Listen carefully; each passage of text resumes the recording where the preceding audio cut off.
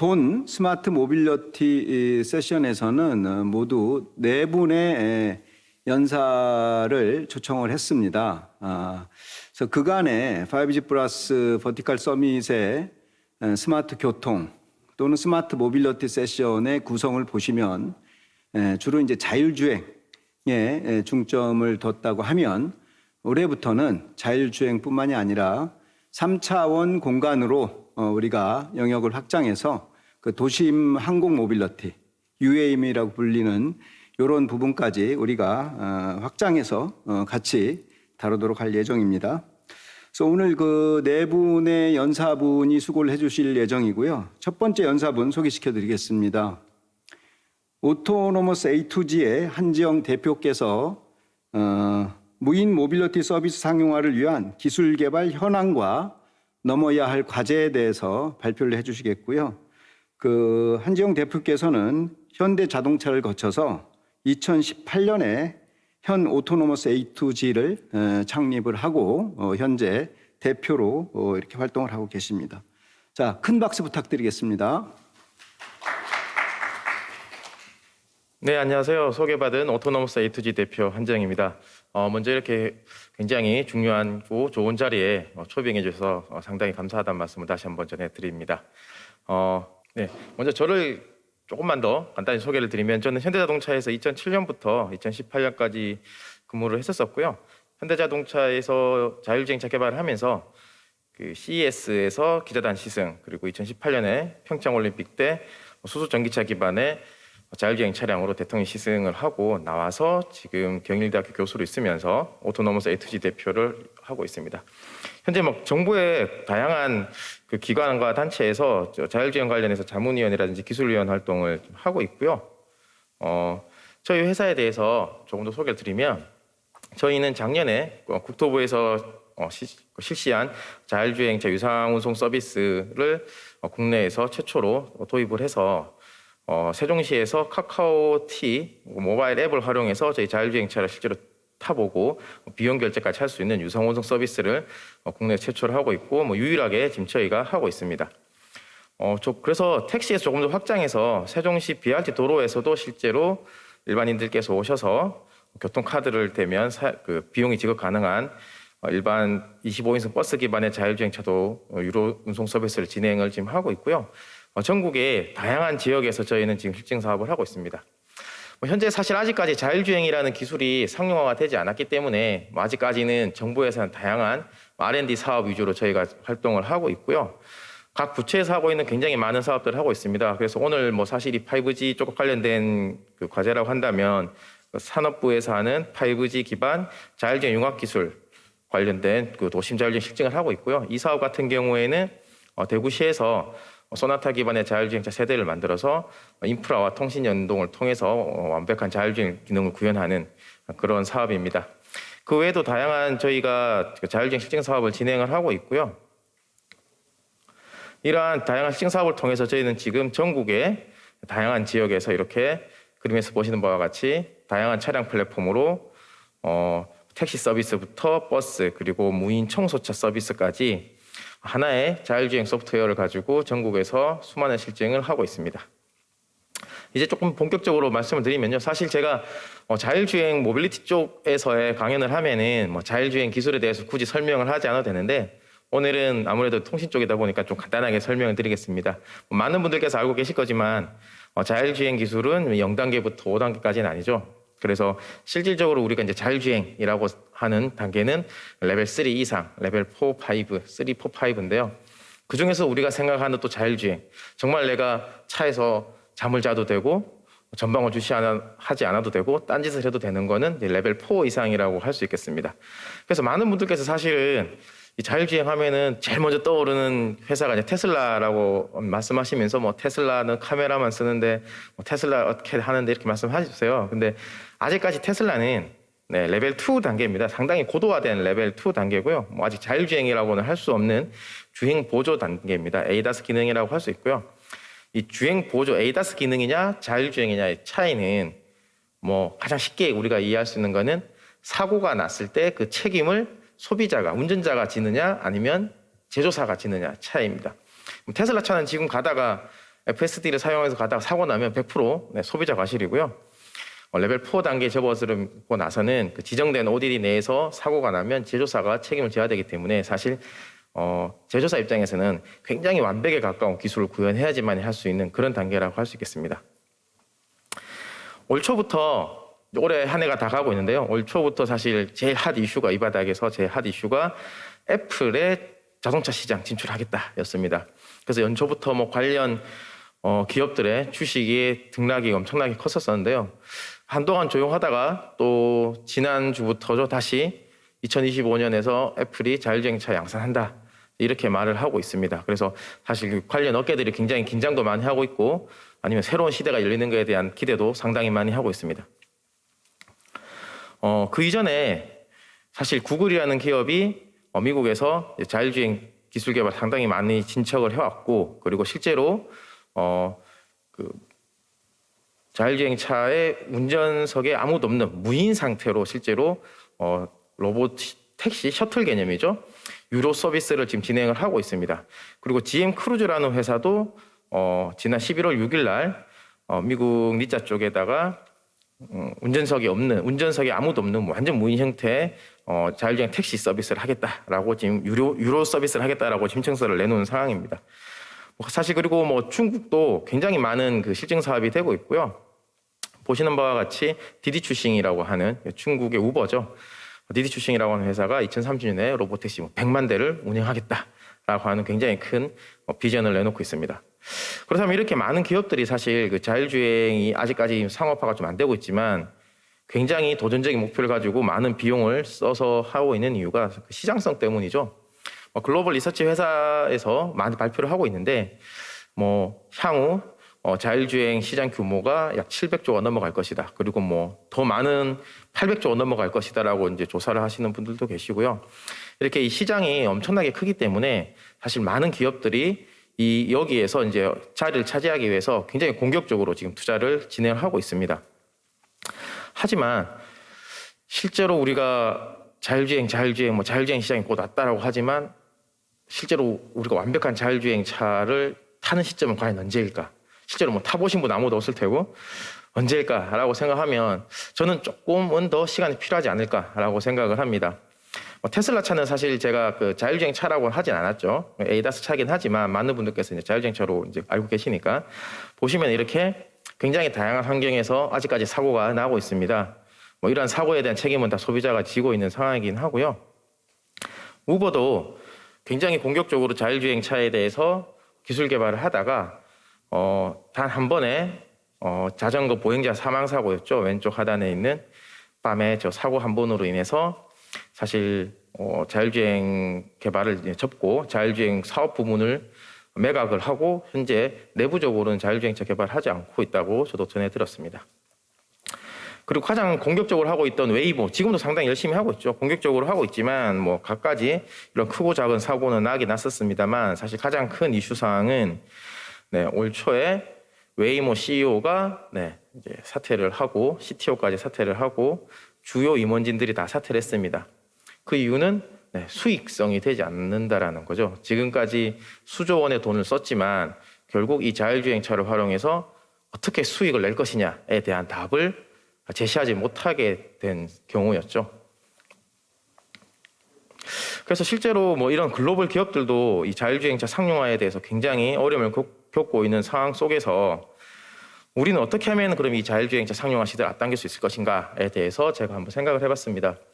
참고로 저희 회사 같은 경우에는 지금 전국에 약 20여 대 자율주행차를 운영을 하면서 굉장히 많은 실도로 테스트를 하고 있는데요. 저희가 봤을 때 지금 자율주행 시장에서 상용화를 위해서 가장 필요하다고 생각하는 것은 첫 번째가 완벽한 자율주행을 하기 위해서는 완벽한 부품들이 있어야 되는 겁니다. 그러니까 센서라든지 주변을 정확하게 볼 수 있는 센서, 그리고 그 센서의 신호를 정확하게 빠르게 처리할 수 있는 제어기, 반도체 등 부품 기술이 일단 기본적으로 발달이 되어야지만이 그 다음에 자동차로 넘어와서 자동차에서 완벽한 기술 구현을 해낼 수 있는 것이거든요. 그리고 이러한 부품이 완전하게 이제 개발됐다고 한다면은 완전한 기능 구현을 하기 위한 소프트웨어 알고리즘 개발을 하고 AI 기술이 뒷받침되어야 됩니다. 근데 아직까지는 이렇게 많은 회사들이 지금 테스트를 하고 있는 중이 이런 안정성 확보를 위한 알고리즘과 AI 기술 개발하고 있는 중이고요. 설사 이렇게 일반적인 상황에서 완벽하게 자율주행을 되는 기술을 보유했다고 하더라도 이 자동차라는 것은 한 번의 사고로 적게는 한 명, 많게는 수십 명, 수백 명의 목숨도 앗아갈 수 있기 때문에 언제든지 기계는 고장이 날 수 있다는 전제 조건 하에 이 자율주행차에 어떤 하나의 페일 상황이 났을 때 그것을 안전하게 대비하기 위한 백업 기술, 리던던시 기술이 지금 기술 개발이 진행이 되어야 됩니다. 그리고 오늘 제가 주제로 말씀드릴 이 통신에 관련된 부분인데요. 저희도 지금 5G 통신을 이용한 자율주행 통신 연동 개발을 하고 있지만 하다 보면은 당연히 일정 구간에 대해서는 지연이 발생한다라든지 통신 끊김이 발생한 현상이 발생하고 있습니다. 이렇게 지연과 끊김이 발생하면은 그 순간 이제 치명적인 사고가 발생할 수 있기 때문에요. 대용량 데이터를 지연이라든지 끊김 없이 전송할 수 있는 완벽에 가까운 데이터 전송 기술이 꼭 뒷받침되어야 할 거라고 생각합니다. 그리고 설사 이렇게 기술적으로 완벽하게 구현했다고 하더라도 더 중요한 거는 법과 제도 그리고 인프라죠. 지금 당장 제가 어떤 갑자기 기운을 받아서 내년에 완벽한 자율주행차 레벨 5 수준의 자율주행차를 만들었다고 한들 팔 수는 없습니다. 네. 왜냐하면 그 차를 인증을 해줄 인증 제도도 없고 인증 기관도 없고 소비자가 그 차를 산다라고 했을 때 그 차를 사기 위한 보험도 없습니다. 그렇기 때문에 이런 완전한 자율주행차가 나왔을 때 이 자동차가 안전하다라고 인증을 해주고 소비자가 일반적으로 구매할 수 있는 법, 제도, 인프라가 필요하고요. 인프라라고 한다면은 이 자동차의 안전한 운행을 위해서 주변의 교통 상황이라든지 정보를 넣어줄 수 있는 그 통신 인프라 또한 마찬가지로 구축이 되어야 될 겁니다.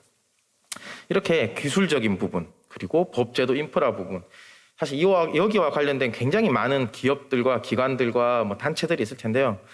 이 중에 하나만 빠져도 사실은 이 완벽한 자율주행차의 상용화는 어려울 것입니다. 그래서 일단 이 모든 생태계를 구성하는 모든 기업 단체들이 동반적으로 성장을 해야지만이 우리가 생각하는 그 완벽한 자율주행 상용화가 이루어지지 않을까 저는 생각을 합니다.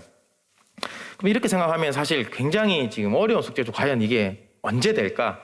어떻게 될까에 대한 다시 고민으로 돌아갑니다. 그래서 천리길도 한 걸음부터라고 해서 저희가 이거에 대해서도 너무 부정적으로 보면 안 될 것 같고요.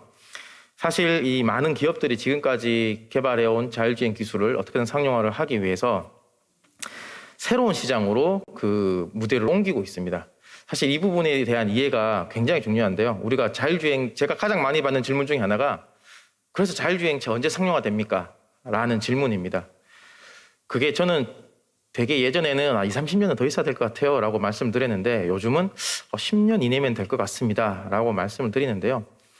갑자기 이렇게 당겨지게 된 게 다른 게 아니고 우리가 새로운 기준을 잡아야 된다는 거죠. 일반 승용차 기준의 완전 자율주행은 조금 멀었겠지만 그렇지 않고 우리가 제한된 지역에서 천천히 움직이는 그러니까 마을 버스 같은 개념의 자율주행차는 금방 다가올 수 있다는 거죠.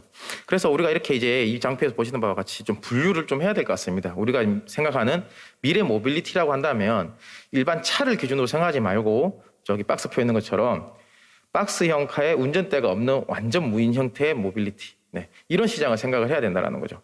그래서 실제로 자율주행 기술 개발하는 많은 소프트웨어 회사들이 기존에는 소프트웨어를 개발해서 완성차에 어떻게든 납품을 하겠다, 제공을 하겠다는 형태로 기술 개발을 해오다가 사실 이 일반 승용차 시장의 완전 자율주행은 아직 조금 더 시간이 필요하다는 결론하에 이렇게 박스 형태의 무인 모빌리티를 직접 제작하는 쪽으로 갔습니다. 사실 저런 차 같은 경우에는 상당히 저속으로 움직이고 제한된 지역에서 움직이기 때문에 사실 하드웨어 기술적으로는 크게 어려운 기술이 아니기 때문에 저기에 완벽한 자율주행 소프트웨어를 올려서 상용하겠다라고 지금 새로운 시장을 만들어가고 있는 중입니다. 실제로 글로벌 기업들도 많이 만들고 있고요. 그림에 보시는 저 차도 얼마 전에 인텔에서 인수한 죽스라는 회사가 만든 차량입니다. 실제로 저 차 같은 경우에는 지금 100여 대 정도가 만들어서 미국에서 실제 도로에서 실증 테스트를 하고 있는 중입니다. 그래서 제가 말씀드렸다시피 우리가 이제 천리길도 한 걸음부터라고 해서 첫 걸음을 내딛어야 되는데요. 저는 이렇게 생각을 합니다. 우리가 자율주행차 상용화가 제일 눈앞에 빨리 다가오는 시점은 B2C 시장이 아니고 요즘 전 세계적으로 그리고 국내에서도 상당히 많이 진행되고 있는 이제 스마트 시티라는 모델을 저는 보고 있습니다. 모든 스마트 시티 내에 완벽한 통신망이 깔려 있고 여기에는 다양한 인프라가 잘 깔려져 있고 자율주행 전용차로가 있다라든지 아니면 굉장히 속도는 저속으로 해서 혹시나 문제가 생기더라도 안전하게 제2, 제3의 안전장치가 구비되어 있는 이런 도시 내에서라면 우리가 생각하는 그런 운전대가 없고 운전석이 없는 완전한 무인 자율주행 서비스를 실제로 상용화시킬 수 있을 거라고 저는 생각을 합니다. 그래서 스마트 시티 내에서 발생할 수 있는 다양한 형태의 자율주행 모빌리티 서비스를 본다면 고정 노선형, 쉽게 말해서 마을버스죠. 일정 구간을 계속 빙글빙글 도는 마을버스 형태의 서비스가 있을 것 같고, 그리고 무인 순찰차라든지 아니면 무인 청소차와 같은 형태의 도시 지원 형태의 서비스도 제공할 수 있을 것입니다. 그리고 일반적으로 우리가 많이 아는 배달차 같은 것도 이 도시 내에서는 굉장히 저속으로 제한된 지역에서 움직이지만 일반인들이 꼭 필요한 상태이기 때문에 이러한 서비스는 충분히 10년 내에 스마트 시티 내에서 상용화가 될 수 있을 것이라고 저는 판단하고 있습니다. 그래서 그렇다면 이런 서비스를 하기 위해서는 결국에는 움직이는 껍데기, 차량 플랫폼이 필요한데 이 차량 플랫폼을 어떻게 만들 것이냐가 고민인 거죠. 앞서 그림에서 보여준 차 같은 경우에는 미국의 죽스라는 회사가 만들었지만 그 회사의 차는 아직까지 미국에 있는 거고, 그래서 저희도 결국에는 지금까지 소프트웨어 개발만 하다가 그러한 저희 소프트웨어를 담을 수 있는 차량 플랫폼을 자체적으로 개발을 하기로 결정을 내렸고 2달 전에 이런 개발을 하기 위한 시리즈 A 투자 160억을 받아서 현재 티카 개발에 진행을 하고 있습니다. 사실 이런 차량 플랫폼 같은 경우에는 우리나라만큼 만들기 좋은 환경은 없다라고 저는 생각을 하고 있습니다. 국내에 굉장히 많은 자동차 부품 기업들이 있고 그리고 한 지역에 다 모여 있기 때문에 그 차를 만들기는 굉장히 좋은 환경이고요. 그래서 지금 저희는 지난달에 대구에서 우리 국내 자동차 1차 협력업체들과 함께 이런 무인 모빌리티 차량을 만들기 위한 MOU를 체결했고 현재 저희는 완성차를 만들기 위한 서플라이 체인을 구축을 하고 있습니다. 저희는 어떤 차를 만들 거냐면 그림에 보시는 바와 같이 전장 3m 정도의 소형 플랫폼 무인 배송 차량과 전장 5m 규모의 무인 셔틀 차량, 약 10인승 규모의 무인 셔틀 차량을 만들 예정이고요. 최고 속도는 50km 이내로 제한할 예정입니다. 저희는 이 차를 2027년을 양산을 목표로 개발을 하고 있고요.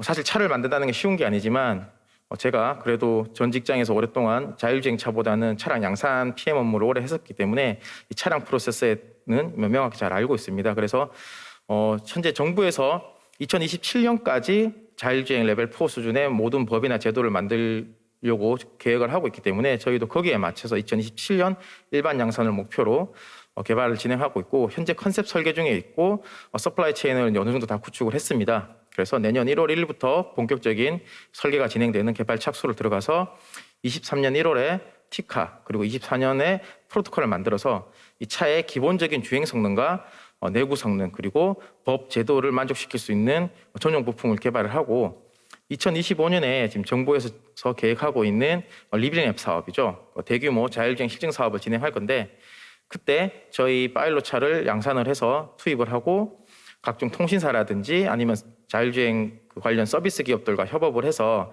제대로 된 서비스 기술을 만들고 2027년도에 최종 양산을 할 목표로 차량 개발을 진행을 하고 있습니다.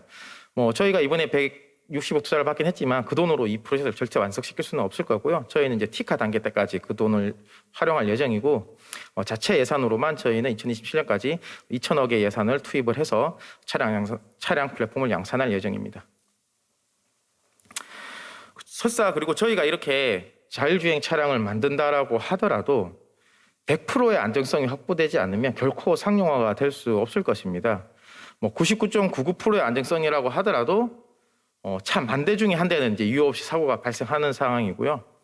현재 국내 차량 등록 대수가 약 2,500만 대입니다. 그러면 99.99%라고 하더라도 매일 2,500대의 차가 이유 없이 이제 사고가 나는 그런 상황이 발생하는 거죠. 더군다나 이제 제가 아까 말씀드린 그런 차 같은 경우에는 운전대도 없고 운전석도 없기 때문에 만에 하나 오류가 발생해서 차가 사고가 난다면은 치명적인 사고가 발생하겠죠. 그래서 저희도 이 자율주행차 상용화를 위해서 고민을 한 결과 완벽한 자율주행을 위한 마지막 1%, 뭐 0.0001%의 기술은 결국에는 V2X, V2I 통신을 통한 기술이 접목되어야지만이 우리가 생각하는 그런 완벽한 자율주행이 된다라고 저는 생각을 하고 있습니다. 영상 하나를 보여드릴 텐데요. 실제 저희가 자율주행차를 하다 보니 이런 교차로에서 사고가 굉장히 많이 발생을 하고 있습니다. 그래서 저희는 차량에 장착되는 라이다의 기술을 인프라에 설치를 해서 인프라에서 이렇게 교차로에서 발생하는 다양한 교통 상황을 인지를 하고 그 정보를 자율주행차에다가 제공을 해주면 보다 안전한 자율주행 기능을 구현할 수 있다라고 해서 저희가 실제로 이 기능을 구현을 했고요. 요거 같은 경우에는 저희가 작년 말 올 초에 KT와 함께 판교에 실제로 설치를 해서 이렇게 현재도 지금 이런 다양한 데이터를 모으고 있고요. 보시는 바와 같이 이렇게 속도 위반 차량도 다 잡을 수 있고 차로별로 차들이 어느 속도로 얼마나 빨리 움직이는지, 그리고 사각지대에서 보행자가 대기를 하고 있는지, 저기 보시면 이제 보행자 돌고 이제 불법 유턴 차량도 다 잡아낼 수 있죠. 저런 정보들을 실시간으로 엣지 형태로 받아서 그 자리에서 바로 주변에 있는 자율주행 차량에게 제공을 해준다면은 굉장히 안전한 자율주행 기능도 구현할 수 있을 거고요. 지금 저기 숫자가 계속 움직이고 있는데 저 같은 경우에는 신호등 예측 시간입니다. 사실 신호등 시간을 받아서 쏴주기가 굉장히 지금 어려운데요. 요거 같은 경우에는 따로 뭐 경찰청이라든지 국토부로부터 신호 정보를 받지 않고 교통의 흐름을 AI로 인지를 해서 교통의 흐름을 보고 신호등을 예측하는 그 기술입니다. 그래서 보시면은 직진 차로에서 이제 좌회전을 하는 저런 차들도 발생할 수 있는 거고요. 이렇게 좌회전인데 이제 직진을 하는 차들도 발견할 수 있습니다. 사실 저런 불법 교통법규를 어기는 불법 차량들 때문에 사실 사고가 나는 상황이거든요. 모두가 다 정상적으로 주행을 하고 정상적인 상황이라면 뭐 쉽게 자율주행 구현할 수 있겠지만 실제 도로 환경에서는 그렇지 않기 때문에 저렇게 무단횡단 보행자도 발생할 수가 있고 굉장히 다양한 환경이 발생할 수 있습니다. 그래서 저러한 데이터를 받아가지고 주변에 있는 자율주행 차량에다가 제공을 해주면은 보다 안전한 자율주행 기능이 구현될 수 있을 거라고 봅니다. 근데 저희도 실제로 이거를 설치를 해서 하다 보면 제일 문제는 통신 환경입니다. 다양한 이런 변수에 대해서 빨리 캐치를 해서 빠른 속도로 차에다 전송을 해줘야 되는데 아무래도 이 통신이라는 게 균일하게 안전하게 되기는 시간대마다 조금 다르고 교통 환경이라든지 위성 상태에 따라 조금씩 달라지는 게 좀 있는 것 같아서 이 부분은 당연히 이 통신업계에 계신 분들께서 곧 완벽하게 이제 구현해 주실 거라고 저는 믿고 있고요. 이렇게 기존에 지금 사실 굉장히 많은 V2I 기술이라든지 자율주행 기술들이 다 개발은 현재 되어 있습니다. 다만 이제 이러한 기술들이 표준화를 통해서 전국의 모든 곳에 정착이 되고 기술 개발을 하는 자동차 회사 같은 경우에도 이런 기준에 맞춰서 기술 개발을 한다면은 아마 제가 생각했을 때 이 자율주행차의 상용화 시대가 보다 더 앞당기지 않을까라고 생각을 합니다. 그래서 오늘 사실 이 자리에서 마지막 영상을 좀 보여드리는 이유는 실제로 이와 관련된 기술이 굉장히 많이 발달이 되어 있고 자동차를 개발하는 제작사 입장에서도 이 통신의 중요함을 굉장히 잘 이해를 하고 있기 때문에 아직까지는 많이 이루어지고 있지 않은 이 자동차 업계와 통신업계 협업이 잘 이루어진다면은 이 자리를 통해서 조금이라도 그 발전이 있다면은 더욱더 우리가 바라는 자율주행차 상용화 시대가 앞당기지 않을까 하는 생각에 이 장표를 넣었습니다. 네, 그럼 저는 오늘 여기까지 해서 발표를 마치도록 하겠습니다. 네, 시청해 주셔서 감사합니다. 네, 오토노머스 A2G 한지영 대표님 발표 감사드리고요. 자율차, 완전 자율차를 위해서는 기술뿐만 아니라 법제도 인프라가 함께 준비되고 성장할 필요가 있다라는 말씀 전적으로 공감을 합니다. 여러분들 많은 질문을 가지고 계실 거라고 생각을 하지만 예측되는 질문 등과 더불어서 패널 세션에서 함께 더 논의해 보도록 하겠습니다.